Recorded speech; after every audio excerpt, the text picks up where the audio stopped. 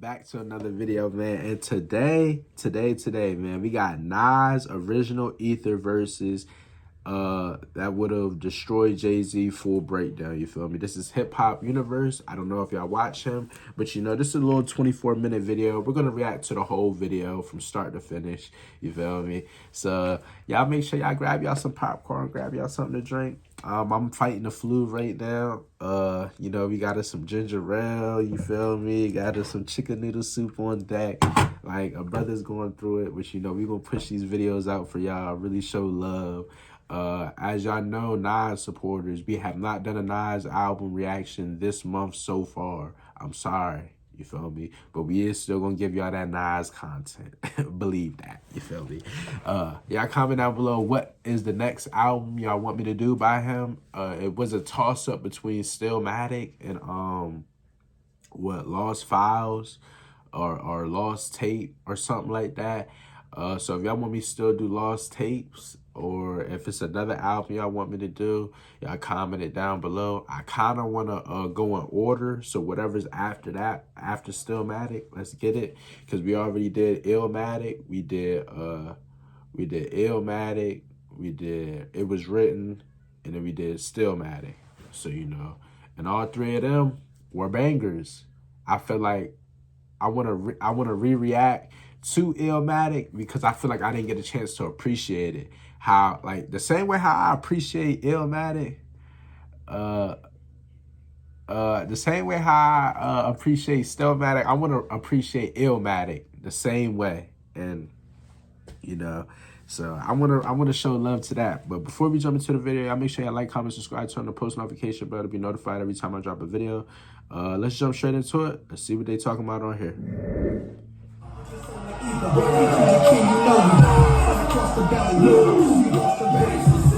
When that battle was going down, was there anything that he said that made you go, ooh, he hit me hard with that? No, because I was in it. So I wasn't viewing it from a statistical point of view. I was like, you know, I felt there was things that was said that was over the line that made me say things that was over the line. Joe, listen. Was it a sad day in Rockefeller? Joe, listen. Let's just be clear. I just feel like that niggas are too rich to care, but I'm feeling like... Niggas scared.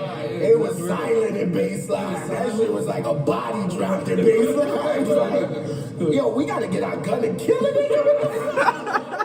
Yo, they was about to kill for that diss though. Oh, snap. It's been over 20 years since Nas released his legendary diss track Ether, a response record to Jay-Z's Takeover, which came out in the same year, 2001.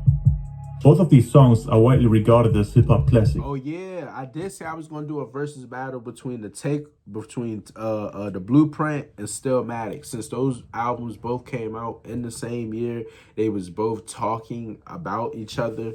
Like, and the crazy thing, both of their disses were the second track of the album. You feel me? So if y'all want a versus battle between those two albums, that would be the first time I'm ever comparing albums, Stillmatic and Stillmatic and the Blueprint. So I want to kind of test that out. You feel me? It's going to be a nice little versus battle, and then later on down the line, we're gonna do an actual versus battle between their classic songs of all time. You feel me? We're probably gonna do 11 songs from each person. So y'all just be on the lookout. I am gonna do this video pretty soon, the two albums, because they have about the same amount of songs. I think they both got about 14 songs on there. So that's perfect, you feel me? But yeah, y'all be on the lookout for that. One day I'm gonna ask y'all drop 11 of the best Nas songs, and I'm gonna ask the Jay-Z supporters to drop 11 of their best songs, and we're gonna do it like that, you feel me? But then I need help mixing these songs up together, the perfect fitting, make sure everything is perfect. Obviously, Ether and the Takeover is going to be facing each other, but besides that, yeah. And mark the climax of their iconic feud that started in the late 90s. You can check out my beef analysis video for an in-depth historic breakdown. But the main topic of this video is the original version of Ether, the first version that never got released. The crazy The one you hear on the Stillmatic album is actually the second version, Oh, I thought it was almost the like an entirely different song with a different beat and completely different verses. I thought it was the third. I thought he made 3 versions of it. I thought the first version, he felt like he wasn't coming hard enough. The second version, he was going too hard. And then the third version is the version we got now. You feel me? I thought that's what they said in the video that I did with Jay-Z and Nas with the whole breakdown of their beef. You feel me? I'm gonna leave a link in the description box for all of that stuff down there. You feel me? I'm gonna leave a link to the original Ether reaction because I did the Ether reaction, but I came in there blind, not knowing what to expect. Like, I didn't know nothing. I didn't know who he was talking about. Well, I knew who he was talking about, but I didn't get the, you know, the concept of their beef. I didn't know anything. And then I'm going to leave a link to Stillmatic part 1 and 2. So I'm going to leave part 1 and 2 of Stillmatic. The breakdown to Jay-Z and Nas beef. And I'm going to leave a link to the original Ether reaction with the lyric video that I did like months ago. You feel me? Like 3-4 months ago. The beat that was used on the album was actually produced by Ron Browse and originally not intended for the song Ether. It was just a random beat he got from his manager at the time, Steve Stell. Nas didn't like it at first and pushed it to the side like other beats that didn't make it on the album. That was the first beat that I had that I gave Nas. Not for Ether. And Nas, he didn't like the shit. And I was nervous. I thought Nas's career was over. He actually picked a different beat for the first version of Ether, which was produced by Swiss Beats. According to rapper and producer Professor, ex-member of the group Main Source, the song was faster, noisier, and the lyrics were more offensive than the final version on the album. Now, just like the album version, it had 3 verses on it. Unfortunately, only 2 of them got leaked so far. We only know about 1 bar from the 3rd verse, which referenced the plane crash that caused the death of the singer Aaliyah. As a matter of fact, the first beat he really wrote to was a Swiss Beats beat. It was just, and it was a lot more energy and a lot more hype. I'm sure you heard of, you know what I'm saying, the Dame Dash plane crash and all that, the shit with the rhymes and shit. No, it's like, actually. Sorry, Aaliyah, I'm sorry it was you on the plane crash. It should have been Jay and it Dame Dash. He was getting at him. That was the original lyrics. Yo, you know, it should have been you on the plane crash. You know all of that. When the original, those was the original lyrics. You said that Nas watered down his lyrics for the, I guess, the final beat there because I guess he took out the Aaliyah. Yeah, for sure. The 3rd verse on the album version was actually supposed to be Jay-Z's Burial. It was twice as long as the first 2 verses, more personal and more vicious. Jay kinda did the same on The Takeover. The 3rd verse was added later on and is actually longer than the previous 2 verses. So Nas might have tried to mimic that song structure. But Columbia Records was seemingly unhappy with his lyrics on the original version and made him re-edit the vocals up to 3 times. He apparently had to take out a few lines as they were too controversial. So in the end he decided to scrap the whole song and start from scratch. They unfortunately have destroyed the original masters, which means the original version will most likely never come out. The only traces left are the first 2 original verses in text form, which I will now talk about in detail. First verse. So you call yourself a god MC, Jehovah, drunk the glass of blasphemy and forgot to pray over. Your game's over. Crossed the warpath of a brave soldier. You're a makeover. My protege trying to take over. Nas starts off by directly... My protege trying to take over. Isn't a protege like somebody that's like somebody that you help come up? Like basically like somebody who's under your wing. You feel me? He trying to take over from the person who put him on game. Like, is that what a protege is? I always hear that, but a protege is like somebody that you working with, somebody that you're way bigger than, but you know they trying to come under your wing. Basically, like that's like you basically getting help from your influence. Your influence is taking you under their wing. You feel me? That's nah. But y'all comment down below if there is a video to where I can actually hear Nas sing this, or rap this, but. If it's not, because he said it's only the text version, so he's reading it, so y'all let me know. Jehovah. Drop the link in the description box down below. I mean, drop the link in the comment section down below, too, if you do get it. You feel me? I don't want to be searching all night long for this. Glass of blasphemy and forgot to pray over. Your game's over. Crossed the warpath of a brave soldier. You're a makeover. My protege trying to take over. Nas starts off by directly responding to the opening verse of The Takeover. He mimics Jay's cadence and rhyme pattern to accuse him of blasphemy. Takeover. The break's over, nigga. God MC, me, Jehovah. Jay, Nah, hold on, that's crazy. He started off the first verse copying his whole thing. Wait, never mind. That's Jay-Z verse. All right, let me stop talking. Cross the warpath of a brave soldier. You're a makeover. My protege trying to take over. Nas starts off by directly responding to the opening verse of The Takeover. He mimics Jay's cadence and rhyme pattern to accuse him of blasphemy. Takeover. The break's over, nigga. God MC, me, Jehovah. Jay always calls himself Hove, Hova, or Jehovah, which is a reference to the proper name of the God of Israel in the Old Testament. Nas calls him out for being a delusional, megalomaniacal, and blasphemous backstabber that crossed the line by dissing his teacher. He continues by comparing Jay to an ungrateful sheep under his control that receives food and shelter but never respect.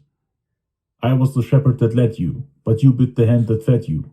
Mad 'cause since I met you, I never did respect you. This is also a response to Jay calling himself the King of New York after Biggie passed in '97.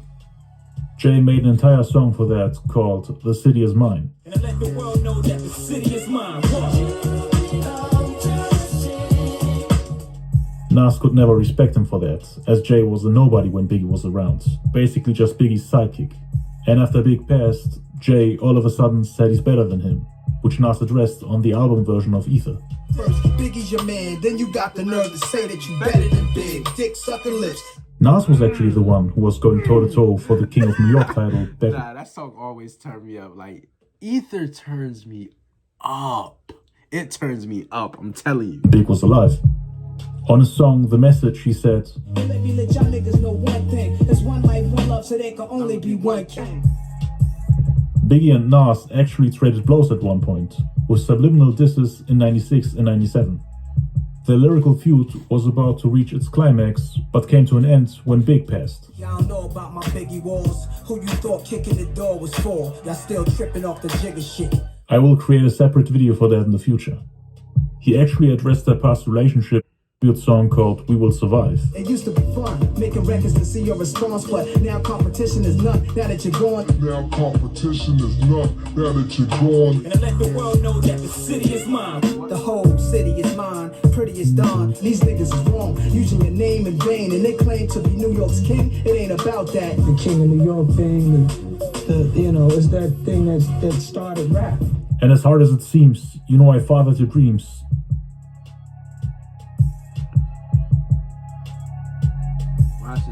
The teacher-student, father-son metaphors are actually used quite frequently throughout the verses.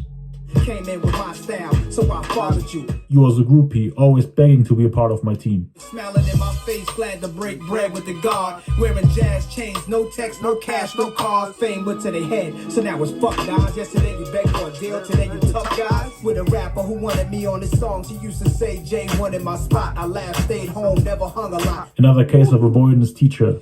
I was the first to poison your speakers. I am the truest, name a rapper that I ain't influenced. He was definitely a big influence to Jay, at least early on. On the second version of Ether, he raps, In '88, you was getting chased to your building, calling my crib, and I ain't even give you my numbers. So they both have quite a bit of history together, if those lines are actually true. Nas claims that he basically taught him how to rap, with Jay being a fanboy that studied every move and idolized him to the point that he was appearing in his dreams. Jay actually sampled Nas's The World Is Yours on his song Dead Presidents, and even asked him for features early on in his career. You feel me? When y'all said I did this album, Reasonable Doubt, and Dead Presidents too, I don't know what The World Is Yours. That was on Illmatic. I did Reasonable Doubt first, so I didn't catch the sample. And y'all told me Nas is still getting paid for the Dead Presidents too till this day. So I reacted to everything all out of order. So I never really catch the Dead Presidents sampling The World Is Yours. But yeah. Was appearing in his dreams. Jay actually sampled Nas's The World Is Yours on his song Dead Presidents, and even asked him for features early on in his career. I'm out for president. Oh, they muted it. Copyright reasons. You show off, I count off when you sample my voice. So yeah, I sampled your voice. You was using it wrong. You made Oh my God, he said, yeah, I sampled your voice. You was using it wrong. Like, how you using your own voice wrong? Nah, Jay snapped on that for sure. If you're a Nas fan, he low key. Come on now. But come on now. The World Is Yours is a classic. That's one of the songs that I knew off the album. You show off, I count off when you sample my voice. So yeah, I sampled your voice. You was using it wrong. You made it a hot line. I made it a hot song. Wanted to be on every last one of my classics. So kill that noise that you're preaching, I understand. All your plans underhand. Aired threats of you pulling my card next Summer Jam. These lines are actually a direct response to the last lines of Jay-Z's third verse on The Takeover. Your niggas gonna learn to respect the king. Don't be the next get tested on that Summer Jam screen. On the 2001 Summer Jam, Yo, they got Michael Jackson there. They got Michael Jackson at Summer Jam with Jay-Z. Jay-Z look, the freak wrong with you? Michael Jackson, he look calm. Jay-Z look nervous. Why Michael Jackson look so calm? He around gang members going crazy. He feel like he in his element. He's like, come on, man. We don't do no cameras, man. We really gunslingers. Nah, and Jay-Z talking about some. Wait, is that his arm? That look kind of big. That arm look kind of big. Jay-Z not that big. His arm's not that big. Never mind, I'm drawn. My fault. The Takeover.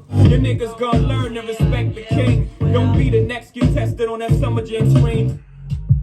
On the 2001 Summer Jam, Jay-Z debuted the first two verses of The Takeover and used a big screen to reveal shameful pictures of Mobb Deep's prodigy. Jay was basically telling Nas to keep his mouth shut and to not oppose him, or else he would expose him on that Summer Jam screen to destroy his reputation and his whole career. And in the following lines, he actually gave a hint on what he's planning to expose. Because you know who, then you know what, when you know who. Just keep that between me and you. Translation. Jay had sex with Nas's baby mama Carmen, who had now a child with both, Nas and Jay. He basically used the same strategy Tupac used against his homie Biggie Smalls. Jay actually wanted to help Biggie to get back at Pac, but was surprised how effective his strategy was. Even I was like, yo, let's go. Do something. Big was like, yo, if any one of y'all do response records, I'm not messing with you no more. Do not do that. That's not what we do. He was like, nah, I know where this is going. I'm not gonna feed into that energy. That's not the sort of energy that I want. How do you respond to that? Because no matter what you say, that's a hard line. Not very many people come back after that. The takeovers, that was like the figure 4 leg lock. Yeah. You know what I'm saying? Like, you can't get out of that. So I'm pretty sure Jay took notes when Biggie got dissed and applied the same formula on Nas later on. He was threatening Nas that he would show some private pictures of Carmen on the next Summer Jam. But Jay didn't expect that Nas would respond so quickly, so he couldn't wait until the next Summer Jam to respond, because everybody was taking Nas' side and declaring him the winner of the battle. So he did a freestyle called Super Ugly the following week, December 11th, 2001. And the third verse was supposed to be Nas' burial with some of the nastiest lines in history. What's your credit card debt balance? If it's $10,000 or more, here are 3 easy solutions you can start implementing today. We're gonna react to Super Ugly too. We're gonna react to that for sure. And the third verse was supposed to be Nas' burial with some of the nastiest lines in history.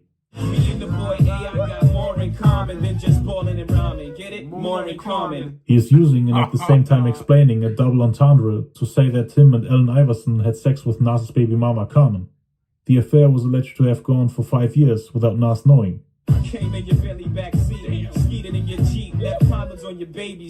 Jay continues with his harsh and disgusting explanations by adding that he had sex with her in Nas' '98 Bentley Jeep, which Nas mentioned in numerous songs. He even left condoms on his baby seats. I mean, you couldn't say anything more disgusting. And people said, Nas supporters, y'all told me that album was, that song right there was horrible. Like, it was so bad he started crying on the radio station and he apologized. Like, I don't think it was horrible because, I don't think he apologized because it was horrible. I think he apologized because, first of all, people that's Jay-Z fans said that his mom told him to apologize because he was talking about his baby mother. You're not supposed to bring a woman into beef.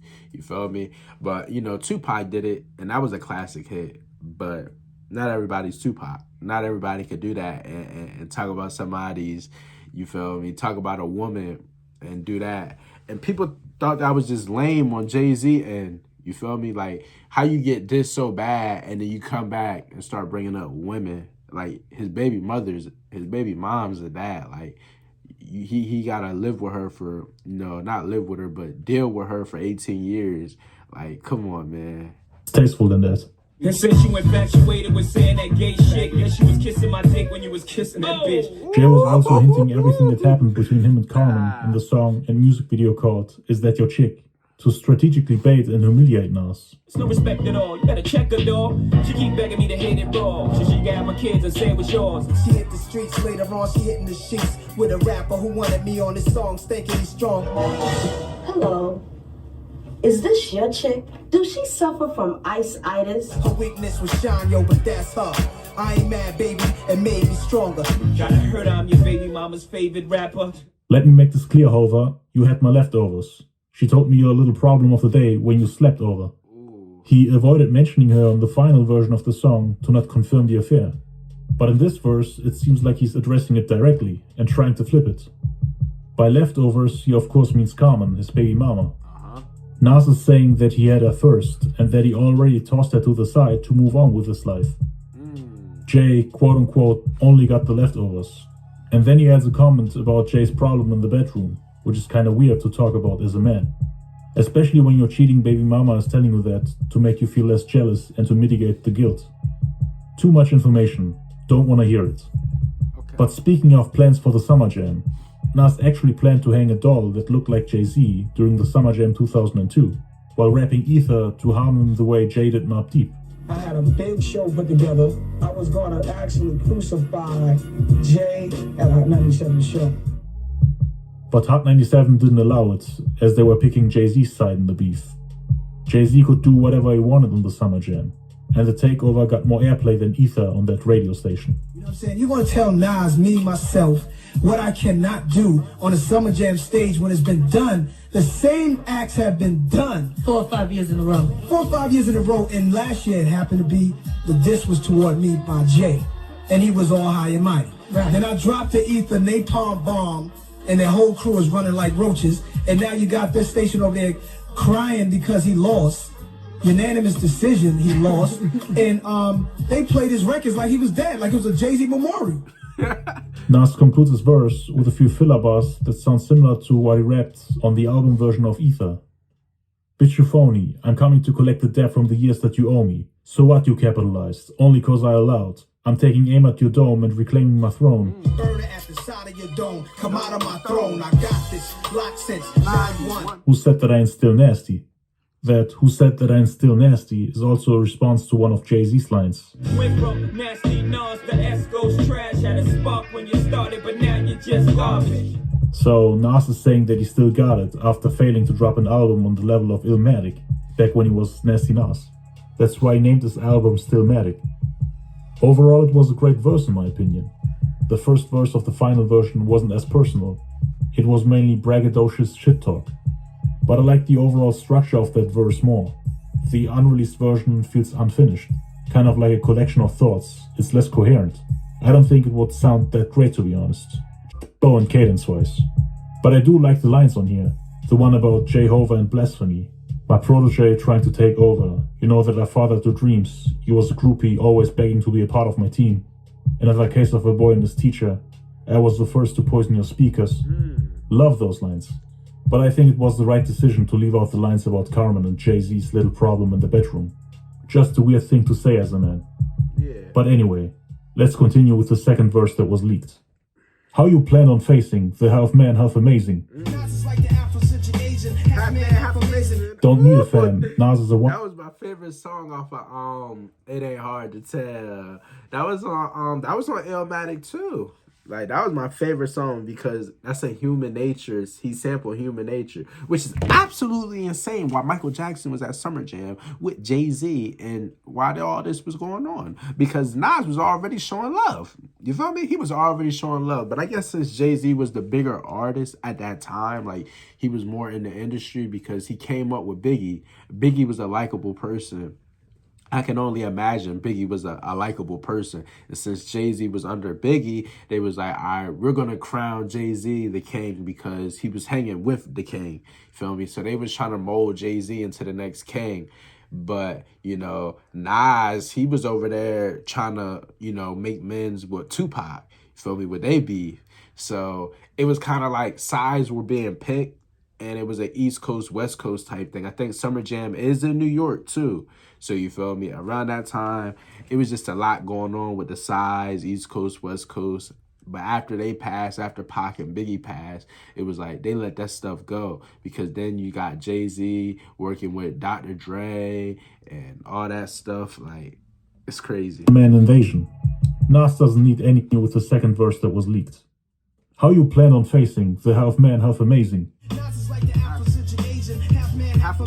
Don't need a fam, Nas is a one-man invasion. Nas doesn't need anybody's help in a lyrical war.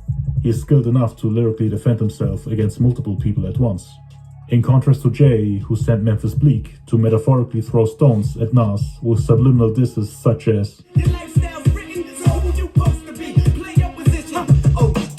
wanna know whose life was written, the life I'm living, the ice, the women. Nas can handle the whole Rockefeller army on his own. That's what he's trying to say.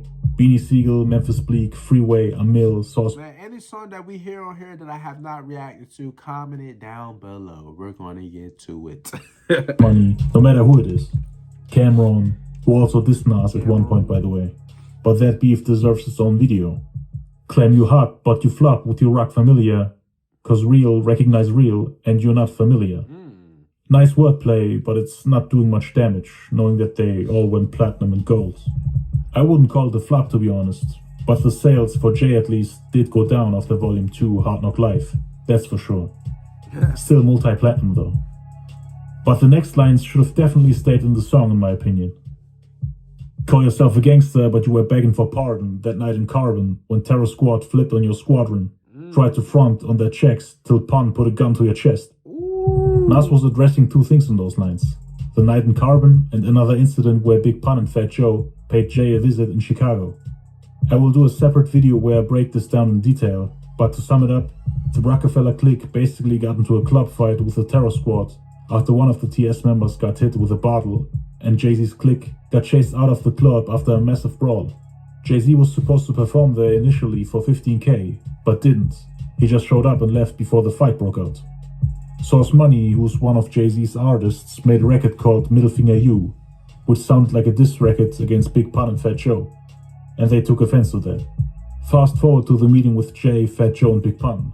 There are multiple stories floating around, and everybody's telling it differently. In one of the stories that is in line with what Nas said on Ether, Joe and Pun didn't get the promised money, or only a fraction of it, for their club performance, cause Jay didn't perform and the fight ruined the show. They got mad at Jay for that and expected him to pay. But it could have also been about the Sauce Money diss, or the fight that broke out, or just Pun and Joe feeling disrespected by Jay. Multiple stories, they all contradict each other. But they all agree with Jay panicking, basically screaming for help, and getting chased around the couch by Pun.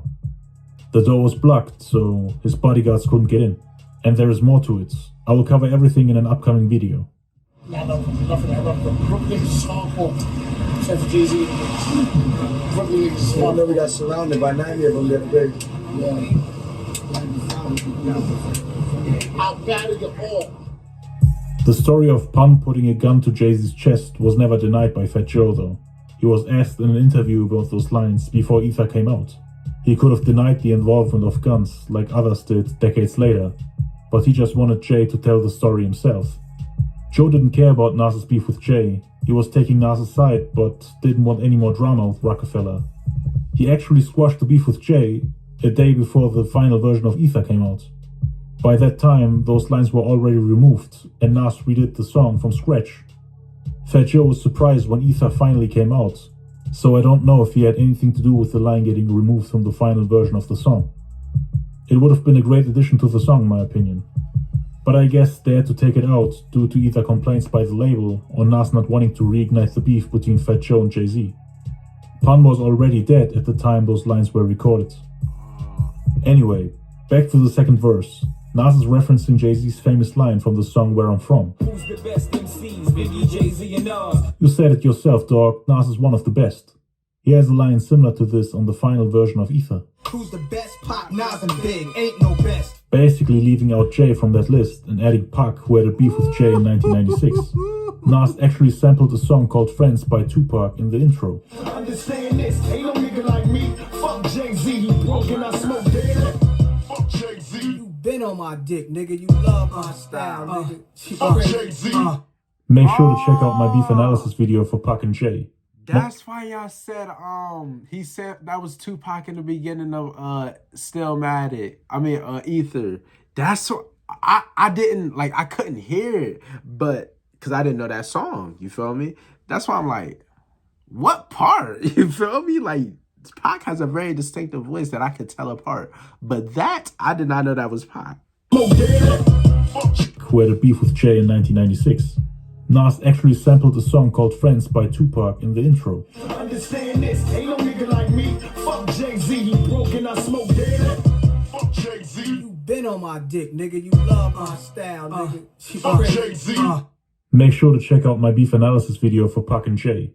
Most people don't even... If y'all want me to react to Tupac versus Jay-Z, that breakdown, let me know inside the comment section box down below. know that they were dissing each other back in the day. The next few lines are filler. Don't need to search for some dirt to expose you. I leave it up to the flow. Dispose you when I oppose you. This is it, I'm calling you. Come out. That brother's starting to feel it though. I think he a rapper. Lines are filler. Don't need to search for some dirt to expose you. I leave it up to the flow. Dispose you when I oppose you. This is it, I'm calling you. Come out and play like warriors.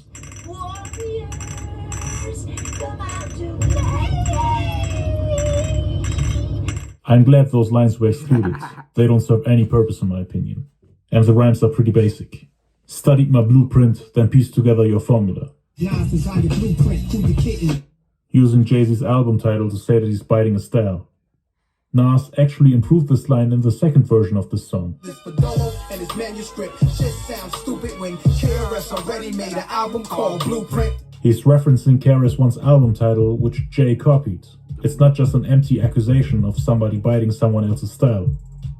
But here we actually have some evidence that Jay is copying someone else's work. KRS-One's album, Ghetto Music, The Blueprint of Hip Hop, went gold. Some people consider it a classic. And Jay is a big fan of Chris. So it's almost impossible for him to not know one of his most essential albums. Guess the knowledge will speak too deep to follow. That's why your stomach too weak to swallow. The real truth that Nas is the greatest of all timers. This line is actually a response to this shit is garbage, just trying to kick knowledge. Nah, I'm trying to kick the shit you need to learn though. Oh, I like how he did. I like how he did that. I like how he put Jay-Z verse and then it went straight to Nas verse. Like it's like they're responding to each other like face to face. Like, nah. He said, what you trying to kick now? He said, nah, I'm trying to kick. Hold up. The real truth that Nas is the greatest of all timers. That's tough. This line is actually a response to this shit is garbage, just trying to kick knowledge. Nah, I'm trying to kick the shit you need to learn though. That ether, that shit that make your soul burn slow.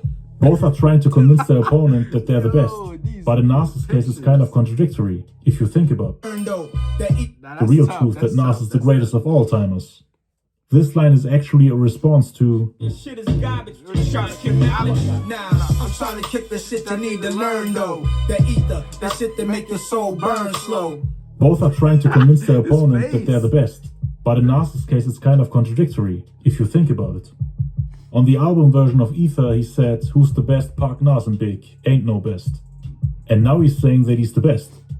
He's way more humble on the album version, which worked in his favor as he could pay homage to Tupac and Biggie to get the support from their fan bases. And to basically call him out for biting Biggie's lines and calling himself better than Big after he passed. How much of Biggie's rhymes is gonna come out your fat lips? It was executed perfectly. Nas came off as a humble rapper that everybody underestimated, while Jay looked like a megalomaniacal buffoon who thinks he's untouchable. But Nas could have shot himself in the foot with the last line of verse 2. Fuck skeletons, keep only weaponry in my closets. Having skeletons in the closet means hiding an embarrassing or discreditable fact from the public. So Nas is basically denying that there is something embarrassing that could be used against him. That being Jay-Z's affair with the mother of Nas's daughter, Destiny. Him staining Nas's Jeep with body fluids and leaving condoms in the baby seat. Nas actually removed all the references to Carmen on the final version of the song, so it was indeed something embarrassing that he was trying to hide. And it was a smart decision in my opinion. I mean, addressing the affair is what Jay wants Nas to do. It would validate some of Jay-Z's hardest punches and accusations.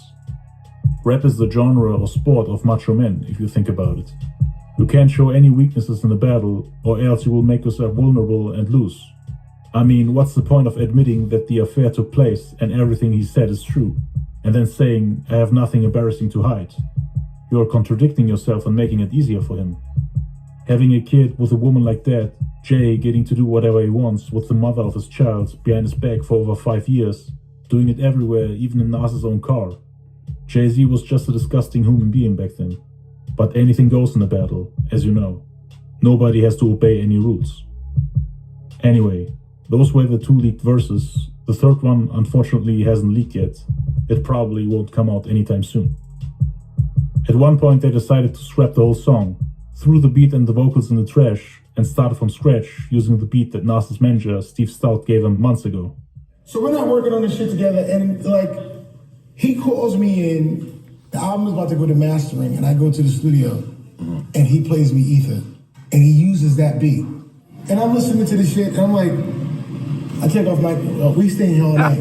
We gotta fix this. This is a mess. This is a mess. Wow. If this shit comes out, your career is over. But there was a different version of it with the same beat that was terrible. At this point, Nas had 3 new verses similar to the ones you hear in the final product, but Steve Stout said it was terrible and that Nas's career would have ended if it ever got released in that form. So they re-edited the song again for one last time. Nas had 3 new verses similar to the ones you hear in the final product, but Steve Stout said it was terrible and that Nas's career would have ended if it ever got released in that. Oh snap! I was trying to look at this Outlaw. Oh, they got Outlaws, Tupac, Amaru, Shakur, and then they got Christopher Wallace, which is Tupac and Biggie. You feel me? Right beside each other. That's what I was trying to look at. That's why I went back. So they re-edited the song again for one last time and ended up with the version we all know and love.